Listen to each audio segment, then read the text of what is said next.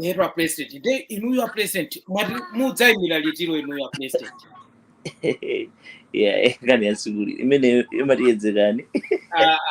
Tiyedzeka bwanji kumanena kwa 2030 kulachina na madingo akuyimirira 2030 ndenuyo mukhala president 2030 alina na madingo akuyimirira ndenuyo ukamanguti yedzekani mudzakhala president inuyo president opanda vision panopa mulibe mphamvu ndikale komano mukhaika ngati kuti mulibe vision mukamanena kuti imeneyo tiyedzeka. Yana madingo sina impeto mwimpa kuti mene 2030 na madingo tu akutani akuyimirira. Okay.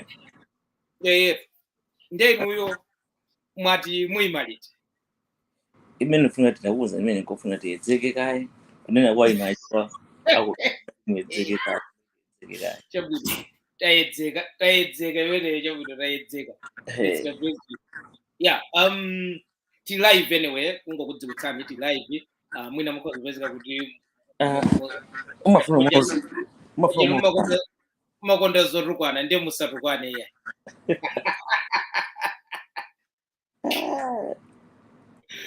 Yeah, tikulandireni kulikonse kumene muli anthu amene tasonkhana panopa ndithu tili live pa Connect page, tili live pa Low Profile Malawi, tilinso live pa YouTube ndithu pamene pa Low Profile Malawi YouTube tili live malosewa ndithu amene mukaona kutsogolowa amene wandithu ndi a president amene wa Alex Tengani Chamthunya Finger tinaiwalapo imeneli kodi si maina akenda aina ambiri kwambiri ndi future so president pamene alilipa apatseni muona anthu amene akukuonerani makamaka Mr. President.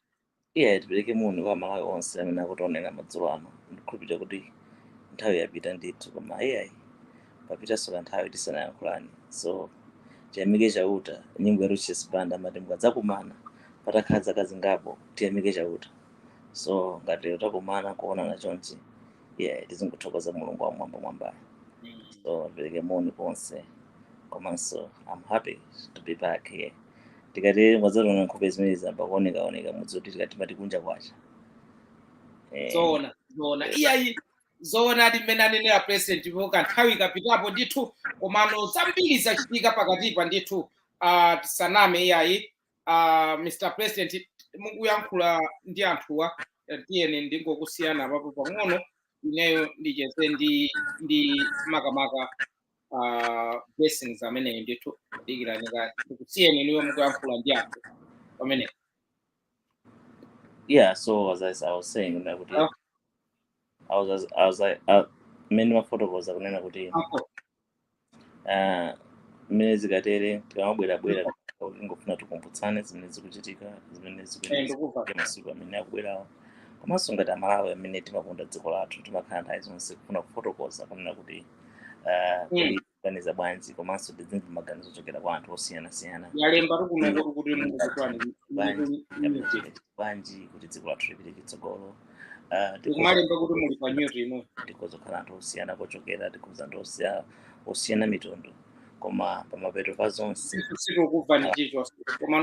tili ndi cholinga chimodzi tonse tili ndi cholinga chokuti tsiku lina lidzakhale ndi Malawi okoma Malawi okomera aliyense Malawi onena kuti kusamakhale munthu umaganiza kuti so there's a lot of things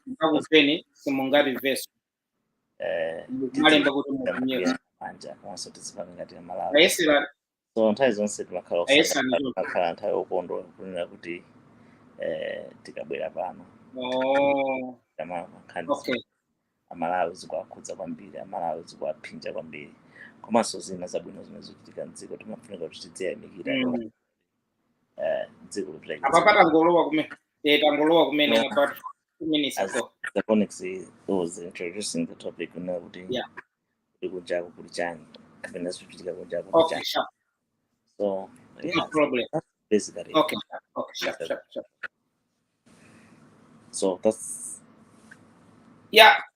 pepana president imayankhulaso ndi political analyst niyo mukuzi wa political analyst Blessings Batuwe Banda kuti na Yesu abwere atithandize zelo Mr. President, zambiri zachitika. Christian Wedegeta takulandirani, Linda Mpazi takulandirani, Abdu takulandirani, James Saudi mulina fuko mpano, Owen zikafunda mwafika kalekale ndithu.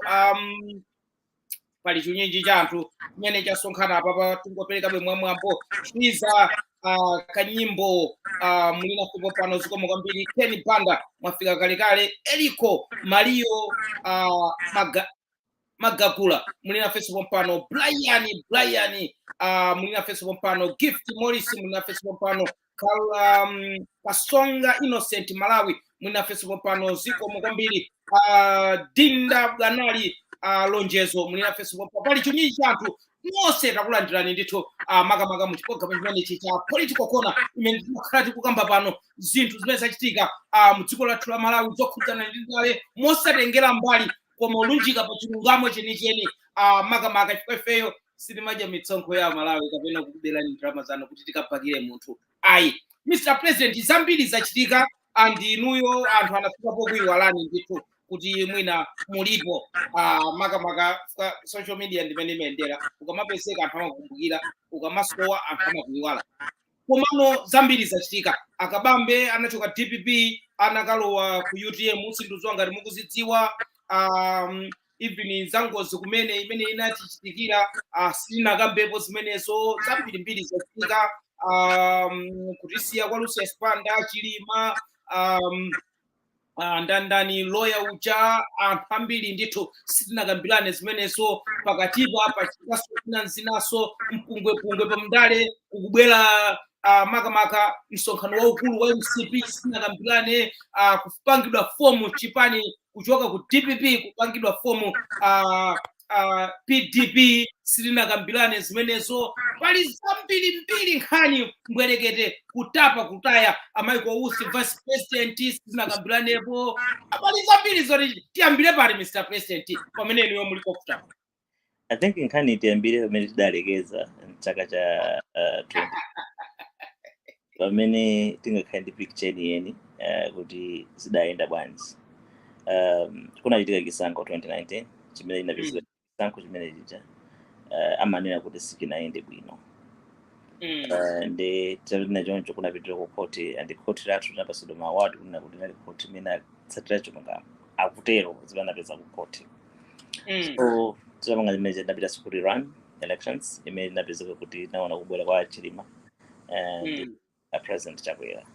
Zimene Amalawi ambiri ankafuna kuti zichitike ngati dziko. Amalawi ambiri tinali pano tinayankhula zinachitika ulamuliro unayachitika pamene pachapo.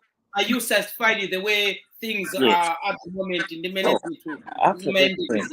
After 2020 people anthu anali ndi mayembekezero ambiri, anali ndi expectations azinthu zambiri. Ndiye kuchoka pa 2020 pa 4 years funso nkumati kuti zimene tazionazi zimene Amalawi amayembekezera, zimene Amalawi amafuna. Tikapita kwa percentage anga pende kuonera I think sinakwanitse zimene Amalawi amafuna kwatkwene. Tinaona mgwirizano utayambika within 2 years kunali ena ayamba kupanga call na kuti ayi inu bwana muzapitiriza mpaka nakalekale whatsoever. So even late vice president, may he solace in peace, amakhala mgwirizano ndi akuluakulu zimene kuti ena amakhala kunena zinthu zina. So it wasn't that much peaceful as Malawians were expecting. Nkumafunsa kunena kuti kodi zimene zinapera chithunzi chotani kumigwirizano kuti chisankho anthu avomereza kuti pange mgwirizano kuti kapanga mgwirizano ngofuna kuti ukonze bwanji kuti samazakhaliso because it's waste of time. Inuyo mwanena kuti mukaona kuona kwanu mukuona ngati kuti zimene anthu amembekezera ndi zimene inuyonso mmembekezera sizinachitike, ndi zolephera zili zimene zachitika over zimene zakwaniritsidwa. The past 3 years I think Amalawi akhala kudandaula nkhani ya AIP imene mu kampeni ya Trans Alliance akanena kuti tidzagulitsa fertilizer 4,500. Ine ndakula fertilizer pafupifupi 80,000 70,000 ibag. So what I'm saying is tena maongeza anthu akambiriza zakula fertilizer ochipa zotsatira za fertilizer ochipa anakula azaja katatu pa tsiku. sindikhulupirira kuti zimenezo zinapangidwira chibi. Komanso panali nkhani ono ankakamba nkhani kuti tidzathana ndi Katangale, tikayang'ana Katangale kuti Katangale wa mchakachi tinakhala tinaonako ACB director kumangidwa. President athu His Excellency Dr. Lazarus McCarthy Chakwera said kuti akazakhala president azachepetsa mphamvu zawo zosankha director of anti-corruption bureau. Zimene zinachitika so, but according to him, it was one of his pillars in high five. Tikazapanga zimenezo zikhoza kuzachepetsa Katangale. News zinena kuti chani ngati sitinapanga ndoti Katangale sinachepetsa. Komanso taona kusowa kwa forex, taona kusowa kwa kugwa kwacha, tikayembekezera kuti kwacha idzakhala stable, but kwacha yako kwambiri in the past 2 years 3 years. Kwacha ikamangwa zitonthwazo chani ma interest rate akwera, zitonthwazo chani amalawi ambiri akuvutika kwambiri, misonkho ya Malawi yakwera. So tikayembekezera ankatiuza kuti kudzakhala misonkho sidzakwera idzakhala stable, but the past 3 years that's what zimene taona ngati Malawi. So in my opinion, I think sitinapanga chipi as people expected. Maybe tinapanga over promise, maybe sitinkadziwa tikangopanga promise sauti zokutika njani kudzumuka malo wamboma. As we are talking about kuti sanakwaniritse zina sizingangotheka kunena kuti Mungu akamba zoyipa zokha zimene sanakwaniritse, mwinanso nkutheka pali zina zimene mukuona kuti you are impressed ndi zinthu zimene zizi kunena kuti mwina boma lachita kubwino chakubiza kuti over zinthu zimene sanakwaniritse. I'm very much impressed about the issue ya kutsegula kwa njanje. Kutsegula kwa njanje kuyambira njanje kuti iyambe kuyenda mdziko la Malawi zipangitse kuti mafuta amene amachokera ku unakala akhaura pangakati transport costs. Yonena kuti anthu, or how can I put it, it's fuel akamakhala kubwera ma truck is very expensive as compared to use the train. So coming in of the train, I think it's a good development.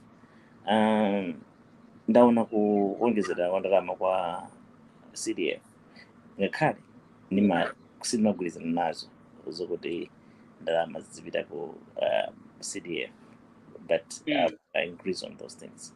Komanso taonako zinthu zina zimene boma lachita zokuti misewu makamaka mumzinda wa Lilongwe. We heard tikumva kuti apa kama extension ngakhale anthu ena akamba kuti ndi thandizo chabe whatsoever, but at least they have done something. Road network, they have tried and they are their best.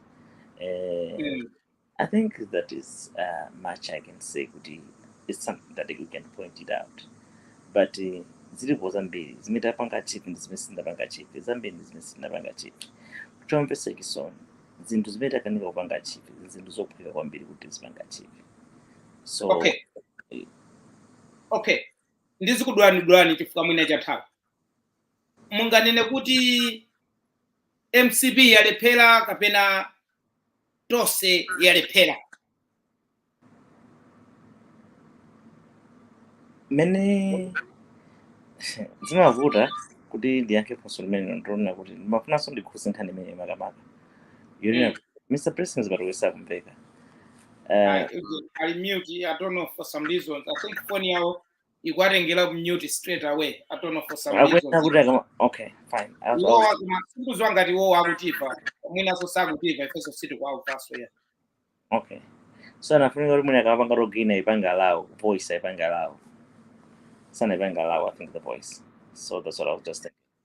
Anyway, mukanena kuti tikuti tonse yalephera kapena tonse yakonza. Chimavuta ku Malawi ntonena kuti tonse kapena MCB, not kuti tonse yakonza kapena tonse yalephera.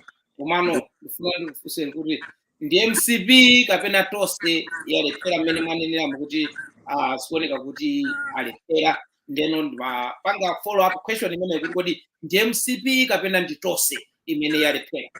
Okay, tikamanena kuti amanena kuti pakalowa mbewa ndiye ndipanga, pakalowa njoka ndiye bwera mzandithandize.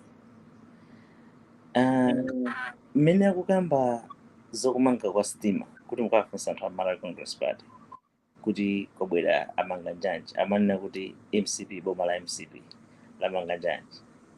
Ikabwera nkhani yonena kuti mwalephera kukhazikitsa lamulo kuti president asamapange haya munthu wogwira ntchito pa Anti-Corruption Bureau, ndiye tidziti yayi ndi nkhani yatonse. Tikanena kuti takanika kupanga AIP ndiye zinatiya nkhani ndi yatonse, koma tikanena kuti a president achita bwino kwambiri kubweretsa sitima, iya ndi MCP. I don't think that is fair. Mgwirizano nalo kuti tikamazalowa mboma nkofunika tidzakhale ngati tonse alliance. Chimene tizipanga chimene anapanga anthu awiri, anapanga anthu amenewa cholakwika chachikulu. Sanapange, atapanga mgwirizano sanagwirizane kunena kuti tidzayendetsa bwanji boma. Next time tikamapanga mgwirizano nkofunika kuti tidziuzana kuti ngati chipanicho chabwera tipange tikonze manifesto athu ikhale imodzi, tipange accommodate, tikapanganso manifesto titulutse kwa Malawi. Komanso nkofunika tidzigwirizana nathu kuti tikalowa mbomamu inu mudzakhani tidzasangana minutes 5 from your side, also minutes 5 position yakuti tidzigwirizana nato and idzikhale is a written document. Tinaona zimene zachitika ku John ndithu chipani cha zungu chitanena kunena kuti ministerial position yakuti mudzalipatsa ife, position yakuti mudzalipatsa ife, yakuti ngati mufuna inu ndife titani tiyendereni limodzi, and zimene zoti zinatanidi zinachitikadi panakali panopa ndimene zilini. Tinapanga mgwirizano chifukwa chakupsa mtima mmene ankatichitira anzathu a DPP, chifukwa anthu a DPP ankayendetsa dziko lingati kuti iwowo ndiye mulungu, ndi tinapanga chakupsa mtima, ndi sitinayang'ane kunena kuti tikuyenera tikonze chani, koma zidafunikira ngati nena mukumbukira that time I said kuti anthu amene tikukhala ku diaspora kofunika tiathandize, we need to unify, tikuyenera kuti tikhale pamodzi, tikuyenera tipange chinthu chimodzi, tikhale ndi direction imodzi. Mukumbukira agwape ena amene amakhala kuno amalinda atsogoleri a zipani zimenezi kuno anadzuka kupanga mavuvu yayi sakudziwa zimene akunena chani. That's why you need people that have got experience. It's not saying that kuti tikuwanyoza, but politics is something that it always repeat. Sometime back. So when we are saying things, it's something that we need to learn from experience. We need to learn from others. Koma anzatu adzipani zimene zinangoyambika kumenetsa, anzatu adzipani zinazi amakhala anthu osamva maganizo nena kuti whatever they are saying, they are right, but they forget that experience is the best teacher. Let me come back to what I'm saying. Manifesto yathu tinenera kuti tipange ikhale yachipani kuti tikupanga yamgwirizano. Tinenera tipange mgwirizano kuti tidzayendetsa bwanji boma. Tinenera tipange, and then we are supposed to make as a public document, this is what we do, this is the agreement. Like now, siri kudziwa mpaka na lero mzimu wa Dr. Chilima usemutendere kuti what was the agreement? Kuti wakuzenda kusokolera apa kapena sakulenya kusokolera. You know what I'm saying? So all those things we need next time when we are doing it, because malamulo amene atiwatsa parliament kukotacha kuti 50+1 sizingatheke kuti aliwene akawine payekha, therefore sizingatheke kuti akawine payekha. Tikamazapanga mgwirizano next time, let's come to a point that we agree and make it as document. This is what we're doing as Malawians, because at the end of the day, we need the country to go forward, despite the YMCP, despite the DPP, despite any other political party. We need the country to go forward. Chabwino,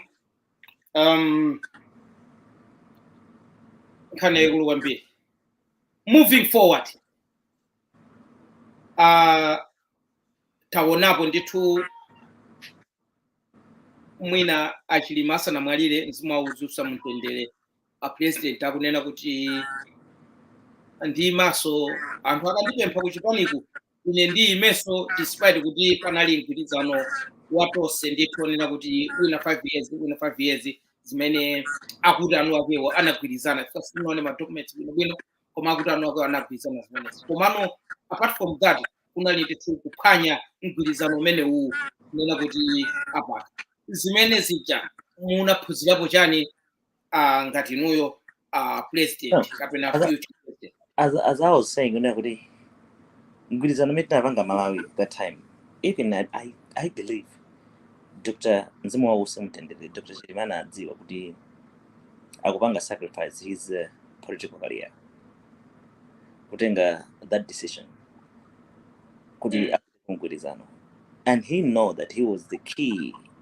of that mgwirizano kuti tinakakhala sinapite mgwirizano minoti. And actually let me be open today, Peter Mutharika 2019 kisankho kunali bezoti anaberedwa anawina kisankho, it's a point clear, anapeza mwati Peter Mutharika anatani anawina kisankho. how Okay, mukatenge ma results a 2020 Peter Mutharika anapeza 1.8 million votes, right? Mukatenge ma results a UTM anapeza 1.4 something, mukatenge ma results 1.1 something, mukatenge ma results a MCP anapeza 1.4 something. Then mupite could run elections, DPP inapeza 1.8, the same votes that they had in 2019. MCP ali kunja kwa boma awanakaphatikizanano because mukatanthauza kuti mavoti a 2019 despite TPEX ndi zina zotero DPP nawe. You can go and check the records. So just go and check the results of 2019 and the results of 2020. So ngati mmene mukunenera mwe mukuona ngati kuti chinavute ndi chani kuti zisankho anthu anene kuti mmene zinayenderamo aliyenseso apiteso payekha fuka pamenepo atenge ndi pamene panalakwikira zinthu fuka anasintha settings, anakanena kuti mwina mmene zililimo aliyenseso apiteso payekha anthu apikisaneso. Mukuona ngati kuti DPP nakawina? Okay, judgment imene apitekedwa inaperekedwa ndi Constitution Court. Constitution Court ndi court lalikulu limene limakhazikitsidwa. Constitution Court ikakhala kuti ipereka chigamulo pa mlandu wina uliwonse imakhala kuti nkhani kuli bwino lonse mungapite nayonso. Komano chigamulo chimene chanapereka komanso amalawi ambiri nalosangalala ifuna kuti zimene ankayembekezera ifuna a DPP sankakhala bwino ndi anthu. The problem ndinena kuti anthu a DPP anangotopa nawo.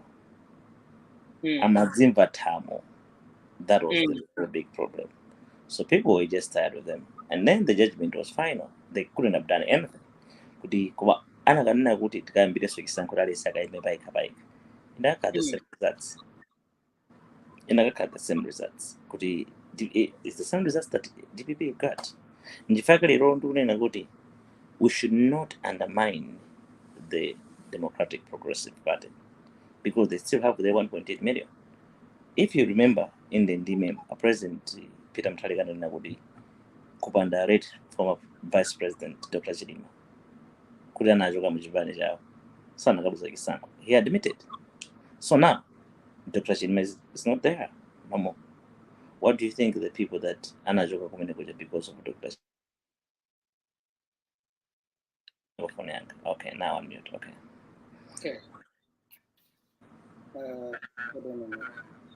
Okay. Yeah, tapitiriza. So ngati Dr. Chilima kulibe mavota anthu amene achapita kuti nanga anthu amene alemesebeni chisankho apita kuti, do you think DPP inaloza mavota? Because DPP mavota awo amene anachoka atachosachotsa anatsala 1.8 million. So DPP still more have chances. They still have 1.8 million. So DPP, we can confirm here, DPP is it's one of the biggest parties that we have in the country, and we cannot undermine that. And they did it. They won elections. So it's a fact. I'm not saying something that we have to just go and check the make results, and then any reasonable person will be able to see what really happened in 2019 to 2020 elections. So makama kani mgwirizano palibe amadziwa kuti mgwirizano anagwirizana kuti chani, palibe amene anaona mgwirizano. No one saw the document, so we can say kuti amaphwanya mgwirizano kapena samaphwanya mgwirizano because no one saw it. Ndaphunzira chani, next time ndikapanga mgwirizano kofunika let's make it public, let people know, because you're getting into the mgwirizano not as an individual, you're going into the mgwirizano as women. Ngati president wa DPP ndikuti mgwirizano uliwonse ndikupanga sindikupanga mgwirizano on behalf of myself, but I'm doing it on behalf of the DPP supporters. Therefore, Okay, moving known, forward. let it known to the DPP supporters. Okay, moving forward. Tinamva ndithu maikaliata akunena kuti wapakaliya sayimba belu ndeno chilichonse chimene chachitika kuchipaniku makamaka kumgwirizanoku ife zimenezo sitinapange nawo iya Achilima anatisiya mzimu waudzi usamutendere. Tsogolo la UTM mukuliona bwanji? Kwapitako akabambe achoka ku DPP asasedi kuti zambiri zachitika komano we are just moving forward. So pano chipanicho chinagawikana patatu, kunali cha Makendulo, kunali china cha Jeni cha Usi, ndiye kunalinso chinaso chenicho cha Jeni cha UTM yeni komano tsogolo lawo mukuliona bwanji? Ndiyamidolina kuti Dr. Chilima mzimu wawo usamutendere anali munthu wa luso lawo lawo. Mukatenga ma results a 2019 iwo ngati president anapeza mavoti 1 million plus, koma sanapeza aphungu ambiri. Aphungu awo ambiri anagwa zikuzani anthu ankakotera iwo ngati munthu. That tells you he was a person amene amakondedwa kwambiri ndi anthu. Nchifukwa yake mukuona kunena kuti we cannot judge because tikakufapanga political judgment timayang'ana ma results of the past elections. So the past elections shows us that UTM had the votes, but the votes wasn't like for the UTM, it was for the Chilima as a person. So Dr. Chilima is not there. What do you expect? Ndigwirizana nawo activist Bond Kalindo. He made the things maybe if the wife of the former president and the former VP can come and name people, we guarantee that he can have the same support. But as it is now, we cannot judge the strength of UTM because they never tested elections as UTM. To me, they tested elections as Chilima tested elections as Chilima. UTM never is a 1 million, but why it didn't get 9 MPs? That tells you something. It's a different story. You know, point. So, candlelight, and my events. That does not tell you that they're all supporters of UTM. Some they just go there to see what's going on. You understand? At the same time, we in Kandwa MCP, Kandwa DPP, I mean, I'm a wonder again. In fact, Dr. Chilima in Ankoza, because he was hope, despite being in opposition or whatsoever, but he was hope for the country. I'm not saying that it's not to be a hope of the country does not mean good we're not correct president basi. Ukozo kala mtsogolero tutsa kwambiri mboma komanda kuthandiza dziko lawo. Mzimu wa Dr. George Nganta for usamutendere. Mzimu wa Dr. Laspicious Sendele Modzi usamutendere. Anali anthu na kuti even if they were not in the government, but they pushed the agenda for the government. Bingu kuti achite bwino ndi chifukwa cha akuluakulu amene achanagwira ntchito mu parliament. Reti Chafukira, Ishmael Chafukira. Those are the guys that they took MCP to another level. So, Dr. Chilima, either is a president, anakhala kuti ndi president, kasi president, koma anali munthu ofunika ku dziko la Malawi. Anali munthu amene timadalira kuti anytime things can fight for the country. So we lost that person. So any sensible person will go and put the candle up for Dr. Chilima. Do you think Michael Us atenga zimene makamaka Dr. Chilima amapanga apitiriza pamenepo kuti katamuona pakutseka maofesi kumapita maofesi ukhalika ngati kuti akuchita matukutuku ndi kumenemo mukuweza kuti iyeyu atengera zimene Chilima amafuna atakwaniritsa? Dr. Chilima anali munthu special character. Inakhala injini ndakana kuti injini imene anapanga imodzi basi. company yopanga engine anapanga engine imodzi basi. You will never replace him, never. Mulungu alesa amapatsa munthu ndi mphatso zake, ndi mphatso imene anapatsa sindikukhulupirira kuti ngakhalenso mphatso imene aliyesa angakhale nayo patsi pansi. No, alesa Mulungu amapatsa mphatso yake. We should accept as a country kuti we never had any other guy like him. We can have another guy better than him. We can have another guy not like him, but Dr. Chilima was Dr. Chilima at the end of the day, right? Okay. Dr. Usi, for the people that they don't know Dr. Usi, and I know Dr. long time. I knew him before he joined politics. Zopita kuma office zija kumakayang'ana anthu tachoda kuntchito. He did that kwa ADRA. I remember at the meeting, I think ngalisali kasungu. He went anafika kumene kuja anapeza kuti anthu sanabwere in time. Mene anthu amabwera anabwera tikoloko onse anabweza anawuza aliyense kuti abweza la once. That was before he became a vice president. Did he do development with ADRA? Yes. Did he fight for the country? Yes. Is he a person who loves his country? Yes. Is he a patriot? Yes. Is he a real son of Malawi? Yes. Doctor is a special character. He's a special character too. You cannot rule out that. He get a tracking record. He performed. He worked. He's an honest person. As I know him from ADRA. So for the person that just know Dr. Osi today, it's a surprise. We knew him. That's what he used to do. That's what Dr. Usi is. So Dr. Usi is Dr. Usi. Dr. Chilima was Dr. Chilima. I don't think it's something that we have to compare.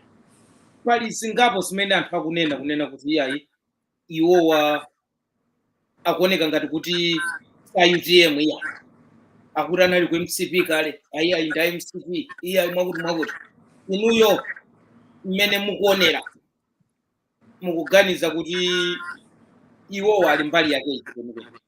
Okay, my opinion on that story, it's inside story in Kanechibani, right? Koma anthu amene akunena kuti iwo samapita kwa meeting ya UTM, ambiri mbira UTM akunena kuti samapita kwa meeting ya UTM. The best thing that they were supposed to do, they were supposed to fire him before the president passed. That tells you kuti zipani tili ndondomeko za zipani zilipo. Zipani zambirimbiri amanena kuti ngati munthu sakubwera kuma national executive of meeting zimene munchotse mchipani. Maine muitana ku disciplinary kenaka ndikunchotsa mchipani. Zinthu zimene zisuna zipange raise that time went. Nchifaka manena kuti it's the same thing in life. Tizidziwa tidzikonzekera ngati anthu. Nchifaka anthu amalemba wiru kuti ine nkaziti ndapita ananga asadzatani kuti asadzavutike. This leadership crisis in the party was there before Chilima, vice president, passed. As the party, not as him as the president himself, as SCG, as publicity secretary, Umakama top 5 of the political party. Amina Zvanga hold by meetings every 4 months or 3 months, quarterly. Kupanga na check, wita nisana amina color in line with the political party. Amina kupanga zusiana ndichipani. Amina kupanga zusiana ndichipani. You need to choose some in Japan. That time. But you cannot say, Guti, uyu mwana uyu asabwere panyuma pano fongo kuchibwezi. Ntayo say amabwera. Bamba kalibu. Bamba kapita ndi mgota asabwere. It doesn't make sense. We all agree if they're saying that we sitimapita kwa meeting achipani chao. Siti kuzoza majitika bantu. We all agree. If they say Dr. Usi Samapita, fine. But the best time to remove him was that time. Not now. I don't think it's a good idea now. But they're having a convention very soon. And what will happen? Let me tell you this. Ngalisagulizana now. Ndisinawatenga constitution yao. Kuma constitution amenda kandi kuwerenga zipande zambiri amanena kuti simungayiranitse msonkhano waukulu palibe consultation with the president of the party. So constitution yao inapasa mphamvu Dr. Usi kukhala vice president because imanena kuti ngati president wamwalira kapena akanika kugwira ntchito zake ngati president of that party of that particular time vice wachiwiri wake akuenda kukhala president automatically akupanga one suit ngati malamulo awo afana ndi zipani zina amanena kuti simungayitanitse msonkhano waukulu wa pachaka or convention popanda consultation of the president. That tells you kuti sangayitanitse msonkhano wa convention. Ngati angafuna kuti ayitanitse msonkhano wa convention, Dr. House akhoza kupita kwatenga injunction. And mana atatapanga zimenezo sinde kuti zimene zikubveka kuti iwowa afuna kunonge chipani nde kuti ndizenizeni iwo kuti alepheretse convention. Tsono nkulepheresa convention akhoza kupanga mmene aganizirewo ngati munthu. Komanso nzikenanena kuti nzovuta kuti mukamuletse mwana wako chibwezi kuti asabwere pa nyumba futi pambaka amalira anthu ayosaya mabwera. Nzovuta. Mukani kuti yayi ngobwera. Okay. Samabwera all this time. Simanena zimene zizopambaka kalipo bwa. Okay. Akabambe abwera kumeneko amene akuoneka ngati kuti akuperekanso pressure kwa amaiko usi kunena kuti mwina ngati zingatheke kuti anthu amenewa apite ku convention amaiko usi atena kuti asiyena apite ngati zingatheke kupita kumeneko zimene zikukhala ngati kuti pali chiyembekezo chona kuti mwina akabambe akhoza kukapikisana nawo pa mpando wa president. Olo mwina amaiko usi atapita mwina zikhozothekabe kuti mwina sangawine kumeneko as a president fayoti wowa sakumapanga atendi misonkhano ya UTM as a party. Kupita kwa Kabambe. Mukaona Kabambe to be a good president for UTM? It's what the UTM will decide at the end of the day. But what I'm saying is, mena MCP yamanina kuti anthu amene abwera kuchoko dzipani dzina sakapikisana nawo convention kapena anthu anyowana sakapikisana nawo convention zimakhala zimekisonde kwambiri una kuti munthu walo wa chipani lero ndikuyamba ukulu ngati secretary general kapena ngati president wa chipani izotheka ndi malamulo a chipani kuti mukhoza kupanga zimenezo. Nizomvetsa chisonde kunena kuti munthu uyo akabwera kodi akupanga understand maudology anu ngati chipani munthu yakudziwa kuti anu ngati chipani kuti chimafuna chani. So as a political party imakhala ni mapillars amene ikupereka direction ya chipani.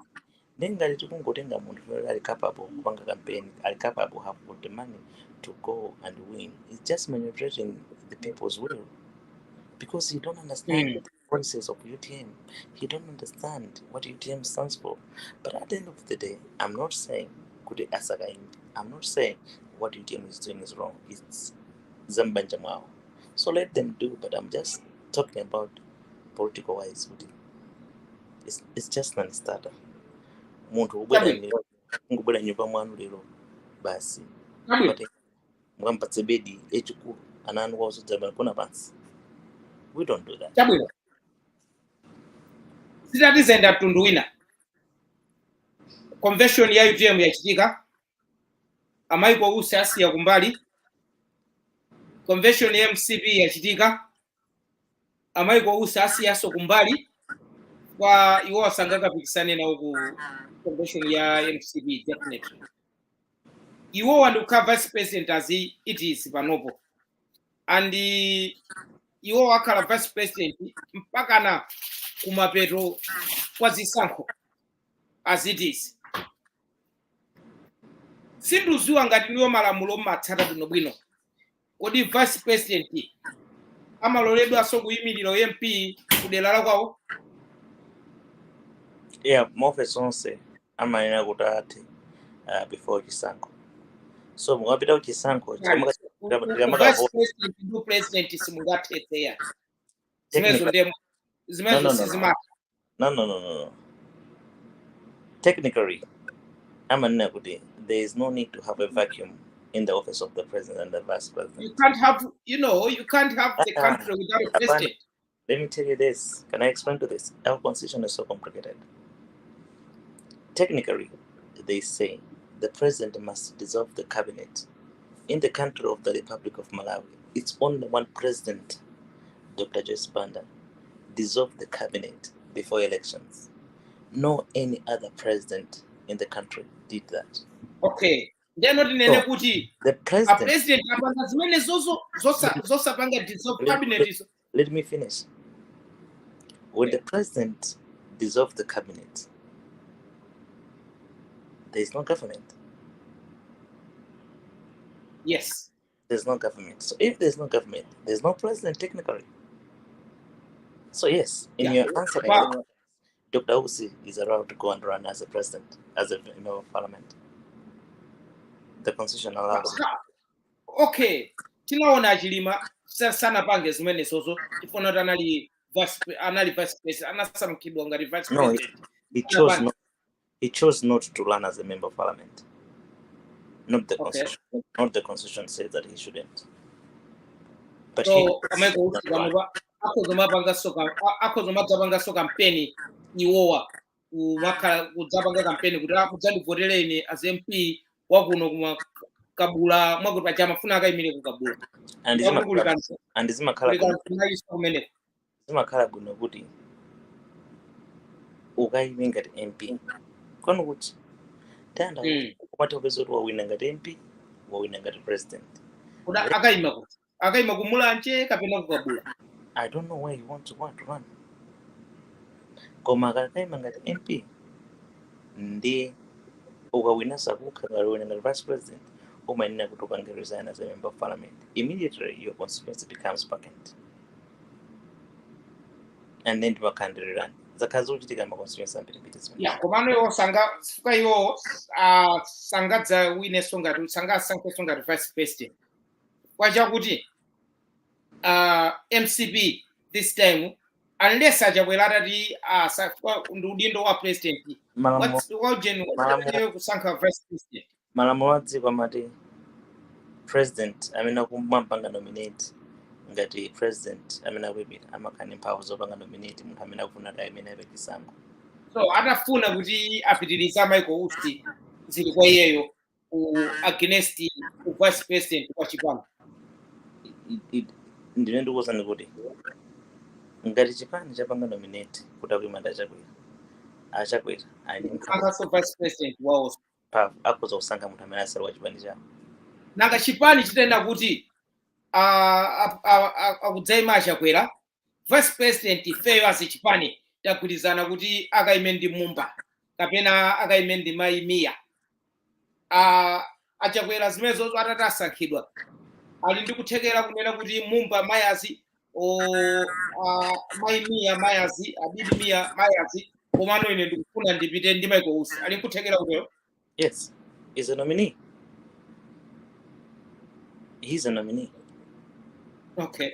So munaona a president Peter Mutharika kuwatenga achimulire nji pansi. What does that tell you? That tells you that the president decides whoever he wants at any time. No one knows. What time manager vice president wa chipani anaenda? I don't remember, but he decided to pick whatever he wants. Actually, kumwera anali Nankuma. Yes. So okay. The nominee decided to do whatever he want to do. Jabwino, move forward. Mugona MCP kuwina so kapena adada kuwina kapena zipani zina zikuwina Malawi. In all honesty, no any political party that I think it can win by itself. The alliance is really needed by all other parties. They need a partner in this coming elections. At the same time, Malawians have lost trust in alliances. So we don't know how the alliances will work because alliance every day. So it's not easy. So what I can say is not any other political party that I think that they can win by themselves. The alliance is needed, but whom are they gonna party now? That I don't know. Simukuziwa moti mene mukunena kuti tose kapena kuti MCP mukuti yalephera koma mukuyipatsa bwe mwayibo likhozo dzawinaso. I didn't say that MCP can win the elections. I said nanga simukuti simukuona kuti kanda kukusana nena kuti no, my answer is no any political party will win by themselves. They need to do alliance. So I don't know who have a strong partner. But don't rule out DPP. DPP still have 1.8 million votes. At the same time, inagawikana na nusu. Inagawikana. Kulipia na kumara. Yana kuma mwina indi mwina 0.8 million votes. There's no way Nankum have got 300,000 votes. No way. There's no way Nankum can have 300,000 votes. I've done this. I've have statistics for Malawi for a long time. There's no way he can have 50% of Mulanje. Mulanje, last time I checked the records, it was 800,000 voters in Mulanje. So if he's having 35% or 30% of Mulanje, that is about 180 or 200,000 votes. Abana, I've seen people from Mulanje, strong people, Brown and Pinganjira, never won the government. You cannot compare BJ and Nankum. What he did, you don't cut Simadwa Njira Wankango Kangolimo. That's what he was trying to do. You don't take a political party from when Mutharika is alive. You never do that. You never win. No one can win the battle fighting Peter Mutharika. No one will win fighting Dr. Mulusi. No one will win fighting Dr. Joyce Banda. Never. In the political party, no.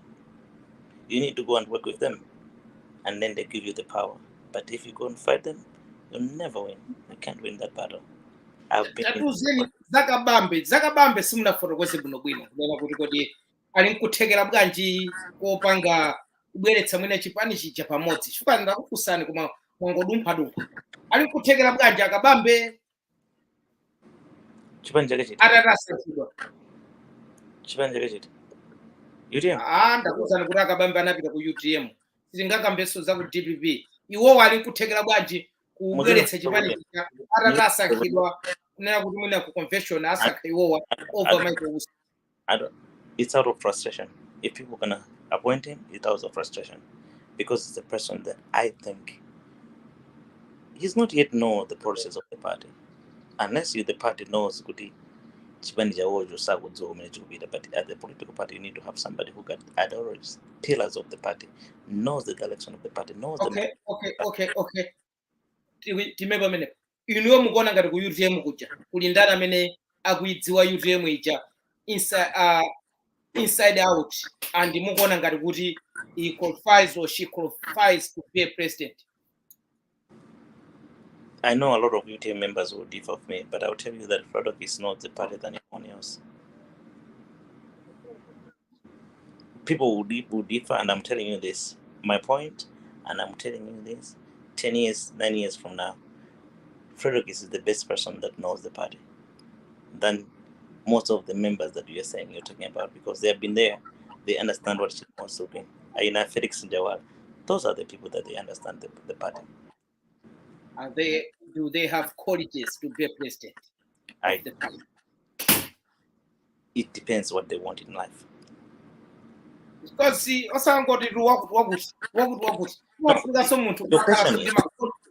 your question was, whom do you think is the person who understands the party? From far, I think, to me, as I said, Frederick is got better understanding of the political party. Not necessarily that he wants the money. You can see that he don't need any position. He don't do things to get in a position. I'm not saying this because he's one. You look at him, he's a person, Amajagera. We cannot run away from Malawi politics. It's tribalism. Either like it or not, we do tribalism politics. He comes from the north. UTM was more but UTM is more like a north party compared to southern. Go and check the records how they won elections. 90%, 70% of their votes were from north. I'm not just 90%. 70%, 60% were from the north. 70%. 60%. But if they got the vote from the north, how are you ruling out the Fredocks? He's from the north. He's from the north, number one. Number two is young generation. People join UTM because of young generation. 3, he's educated. He's not a puppet. Yeah, but I'm asking you, why are you ruling him out? You said it's something to do with tribalism. I see the future of the party in him. I know people will differ because the problem that we have now, you choose a leader because of money, not what he has. How can you say why can you talk about tribalism, yet majority of the party is coming from that region where the person is coming from?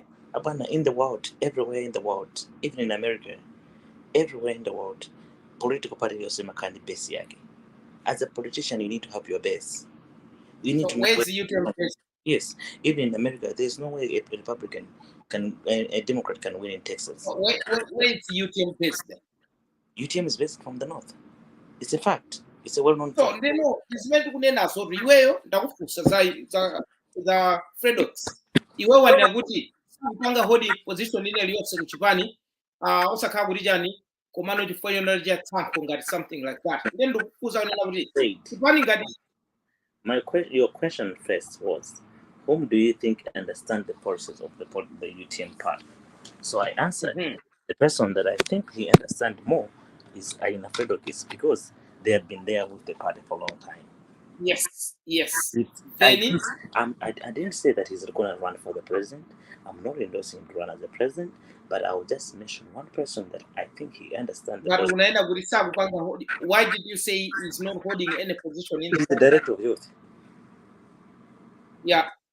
But director of youth is you got the position now, but before you said he's not holding any position in the party because of tribalism. You said it.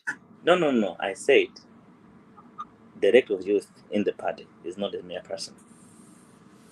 Don't undermine the youth. Okay, let's move on.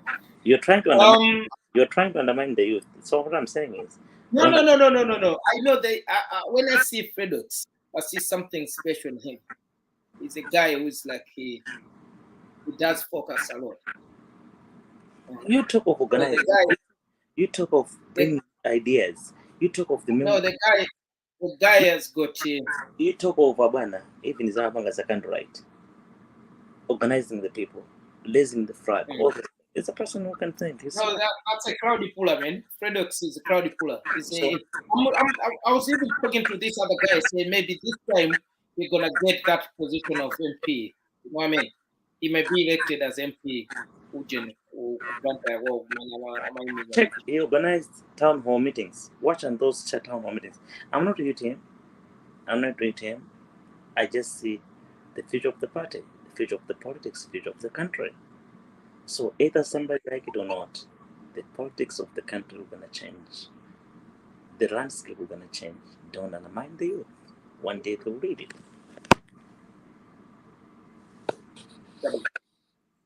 Yeah, very interesting. Kwanthu amene mangotijona kumene ndithu tikusatagula za ndale zingapo ndithu zimene zikuchitika. Thinking about tonse alliance migwirizano imene yakhale kuchitika. Pa zipani zimene zatsala kunjaku zimene sizikulamulira nawo anthu ambiri akuyankhula zambirimbiri pamene pachachachachani zochitika zambirimbiri. Mukuona ngati kuti ndi zipani ziti zimene zingakhale pamodzi ndikufuna kuti mwina zidzagwetse MCP. Ndikuziona zisankho za 2025 zidzakhalanso zisankho zachipsera mtima kupanga migwirizano just because akufuna kuti mwina MCP ituluke mboma. Mukuona zipani zilizo zimene zingakhale mwina ndi possible chances kuti zingapange form alliance. Mwina ndikukutembirira ndikumu. Mukamava mayankhulidwe m'misonkhano. Ndikumbuseni kuti tilibe nthawi yokwanira yambiri imene sanayo muzika. Kufunika kuti tikwangule tichokepo tisungire mawa.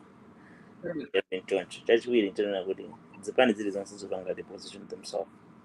So within mgwirizano umene unachitika pakati pa limene aona zipani ndikukhulupirira kuti tikhale ndi point election yeniyeni tikamaliza maconvention a zipani zonse. Chipani chinechi chonse chipita convention. Akamaliza maconvention amenewo ndikukhulupirira kuti chipani chilichonse chingalole kudzalowanso mu mgwirizano wachipani. But I'm hoping kuti all the convention amene akuchitika, all political parties are strategizing to have the convention. What I can say is it will be hard for MCP to find a partner, in my opinion, in the sense of that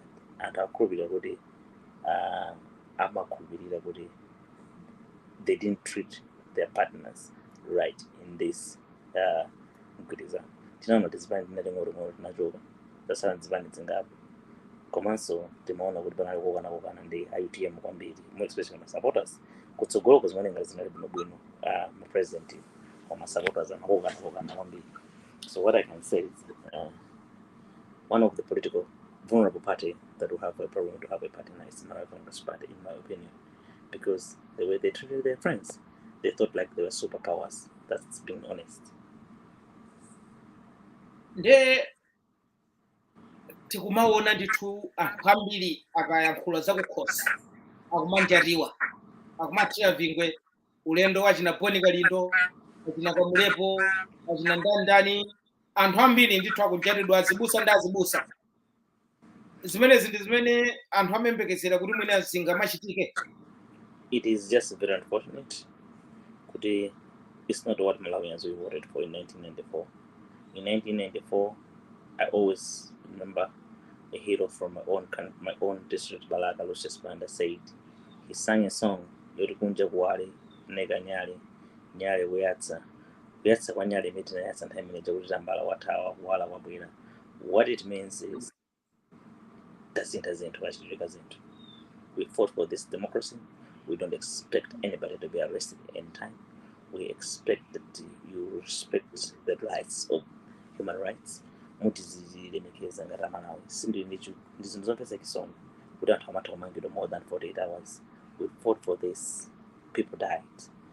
Anthu anathawa mdziko la Malawi. As I'm saying, there's people living in diaspora, not they because they wanted, but they wanted things to change. So I'm sending a strong message to the police, to the people that give orders, that no matter what they like, kunali anthu amphamvu adapita, kunali achina Muwalo, very powerful people, where they were gone. Kunali anthu amphamvu aina Dumbo Lemani anapita, kunali anthu amphamvu bwana mdziko la Malawi cabinet yoti timaita uzuna kuti achina Kapito, Davis Kapito, Rich Chikakwiya, they're not. achina Kachimbwinda. These politicians analipo sanafikepo kwa ina Kachimbwinda, sanafikepo kwa Dumbo Lemani, anali malume, right? I can guarantee them they can have power. Sanafike kwa ina Muwalo. Okay? So what I'm saying is, we need to know, you might have a position now, but no matter what, you'll go and somebody will handle that position. Lucius Banda naimba nyimbo ina Lucius Banda ausizima wao sema ndendele kuti zenguti pangira kuti sunza ife mwina inuso mzazo zikati msali mwina ana chabwino musanapite tinaona Chimwendo Panda akunena kuti kusintha president sikuthandiza chitukuko cha dziko lino, koma tiyeni tipangeni support president yemweyu tonse ndi mafumu tigwirane manja tisasinthe president yu akhale mweyu. Inu mukutipo bwanji pa nkhani zimenezi? ndikhoza kugwirizana nawo ndikosagwirizana nawo Achimwendo. One, kusintha kwa president ngati kudziko Malawi tikozosina president 100 ma president 200. The only problem that we have in Malawi is about our system. Either Peter Mutharika comes, either what kayandani. If you don't fix our system, it will be a problem. That's why Migira Nzimo Dr. Chilimiwose Mutendere, because when he came in, he decided to bring the reforms. It's very unfortunate that he passed because I was waiting to hear what is. It pains me because I know that is the only change that Malawi needs. We don't need the change of the president as just changing the president. We need to change the system, how the government runs, how we run our system. We need to change that. If we don't do that, our country is going nowhere. It pains me because we spent a lot of money and the report wasn't released, and the person who was the chairperson of that report to be done is no more. We will not have a chance to hear from him. That is so painful. And the Malawians will never get an answer to what exactly in that report, because it was only him who knew what was in that report. It's very unfortunate. It's so painful, and that's what Richard Chimwendo was saying. It's true. If we don't change how we do our things, the country will never change. Even if we change different president. In America, zindu zimaenda. Even atenga galo kumuyike car president, zindu ziyenda because it's their system. Even in UK, it's their system. Our problem is the system. When Chidima said we need to do the reforms, we need to do the reforms 4 years down the line. we haven't seen any reforms. It's painful that Dr. Chilima is not around. It pains me. Me as a young person, a person who loved my country, I thought coming in of Chilima was our opportunity for some of the things to come out. But unfortunately, he's gone. We don't have it. We don't have an answer. Mukamaona anduna kapena anthu muchipani kapena mugwirizanomo anthu amene amalephera mwina kutulutsa 30 million kuyendetsera chipani pa zinthu zina ndikupezeka kuti anthu omwewo within 4 years ali ndi ndalama zomati mangoflasha ma 70 million ma 100 million kumangoflasha. Anthu omwewo zaka 4 zapitazo analibe 30 million kuti chipani chipange zina mene chipite ku msonkhano wake kumene zina mukuona ngati ndalama zimezi akuzitenga kuti nkhani ndiomwe chankalera Dr. Chakwera pa kampeni kuti kuli ziphuphu zambiri. Nkhani ndiomwe ndikunena kuti kuli kufunga maforms kuna maforms zinakazi zinasinthidwa kuti anthu amene alibe ndalama koma ndalama zimene zichokera kuti because they're using the same policy system. So even if you change the president, you don't change the system, things will never change. The same thing that I'm saying, that voter metric now, the system in other countries and they get arrested.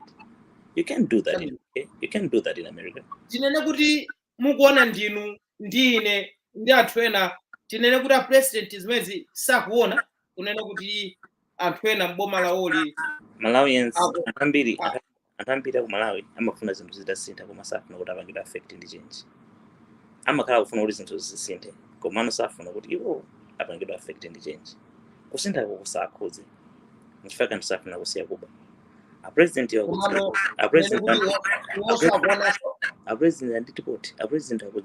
but if the president start fighting them, they will deal with her. Muvite mkaona interview imene apanga Dr. Joyce Banda ndili kwangu liwewe anafunsa kuti simuona mudziombera nokha pa mwendo, and she said that if you fight the corruption, if you fight the system will fight you. The system will fight Dr. Joyce Banda.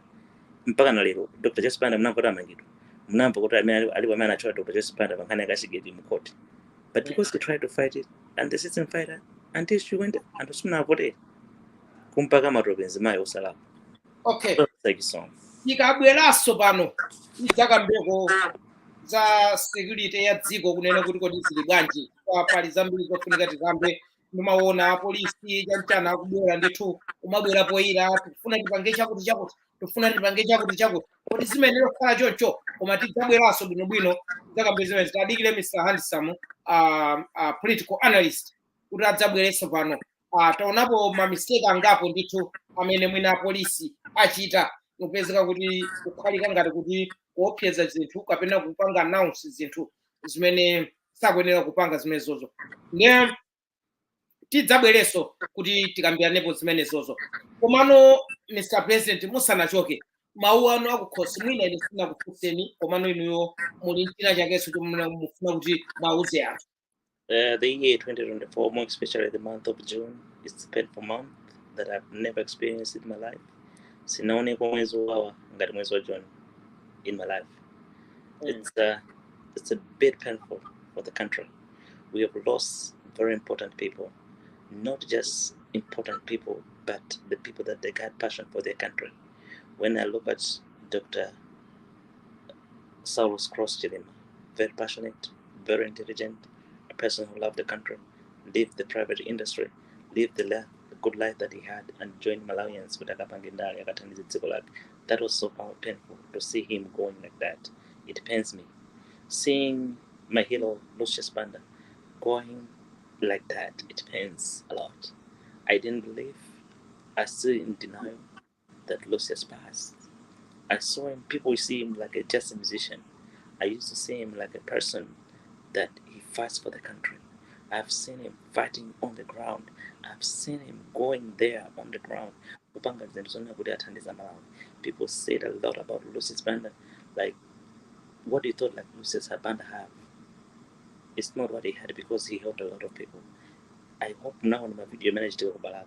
That tells you how important that man was in Balaka as a community, as a society. It's something that still remains in my heart saying, what people will say after we go. As Malawians, as anthu amene tikukhala mdziko lapansi, ndalama zetu mapangasi, chilichonse chichimati ndalama chuma chimene tinacho manyumbati, how do you use that money? Other people, they use that money for the right things, up to the extent that when they left, you could have seen, you can witness what they did. If you see Dr. Shani Muluzi from Balaka, it's so painful. They bring change. It's people of Lucius Band, it's the people of Dr. Shani Muluzi, it's some people that I look at them as healers.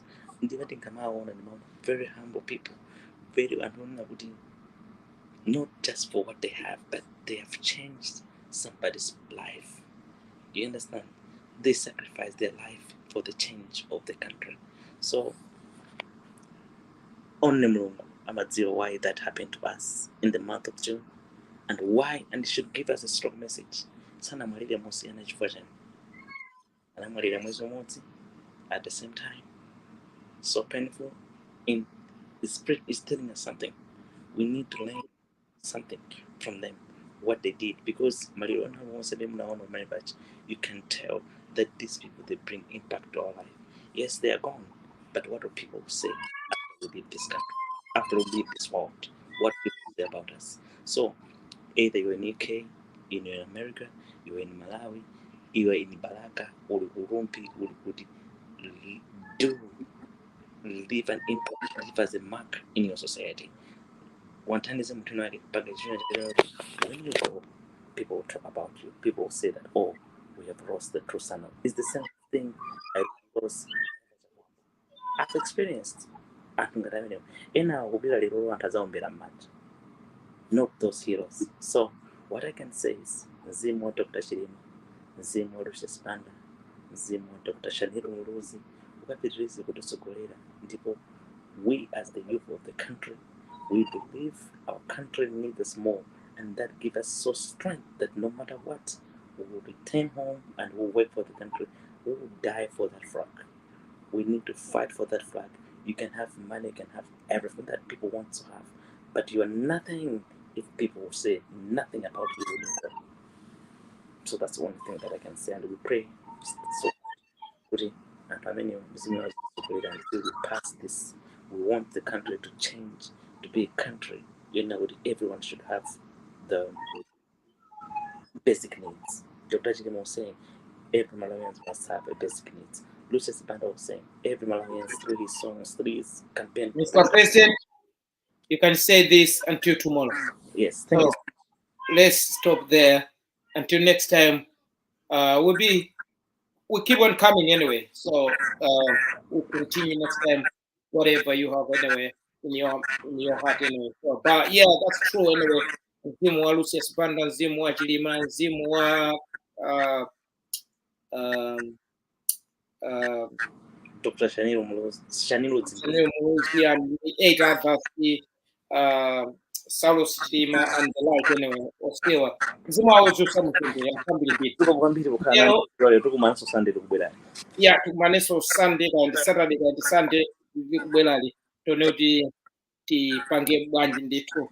Yeah, komano takuyamikirani kwambiri kuti munapeza nthawi munabwera pano kudzatitsegula maso nkhani ya zandale. Pali zambiri zoti tikambe even za ngozi sitinakakambe kuti kodi ndi ngozi kapena china chake chinachitika zimenezo sitinakakambe komano tibwera tidzakambapo. Thank you.